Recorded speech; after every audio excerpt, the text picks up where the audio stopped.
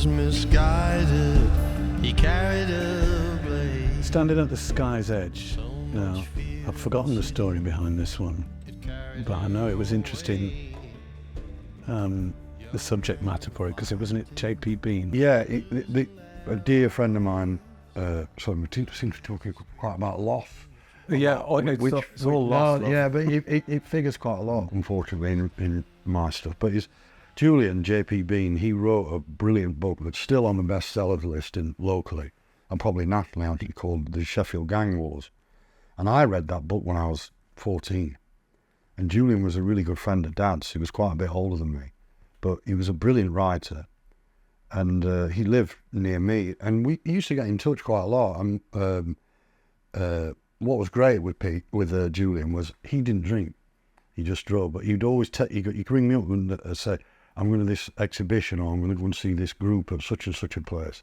I remember he took me to a Ukrainian folk club in Doncaster once that was brilliant, and Martin Simpson was there, and we went to see Martin Carthy, and we were getting tucked into beer and that, and then Julian just goes, I'm leaving in 5 minutes, Rich.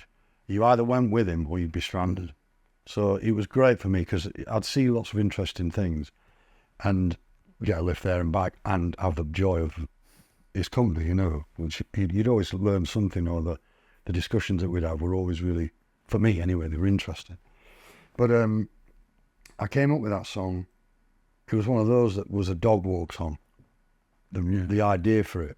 And I hummed it into then it was a dictaphone, not a posh phone or anything. And Julian dropped me off after this Ukrainian folk club in Doncaster. And I said, I've got somewhere to play. And he's like, go on then, he was really strict with his old time, And he used to get up and sit and write religiously, every day. And anyway, so I played him this song, and it was one of the few times where he said, play it again. Mm-hmm. And we were sat in his car outside our house, and then he goes, he drove around, and he said, have you got any lyrics for it? And I said, yeah, and I started singing some of the ideas for the lyrics, and he went, that's awesome, that, mate. That's awesome.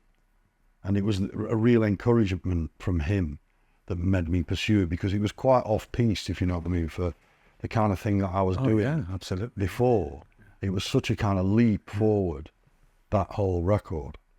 And it went somewhere completely new and somewhere that I didn't really think I'd ever end up, And he was really, really enthusiastic about it. And because of Julian, actually, was why I pursued initially that route, and I owe him a great debt, actually, good bloke.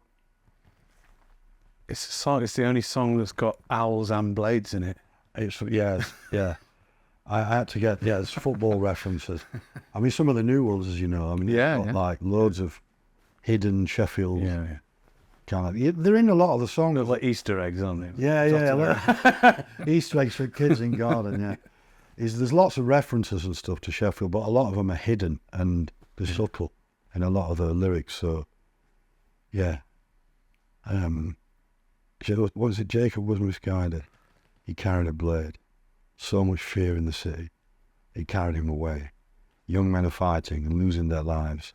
At night, as the screech owls in the trees watch, young men die.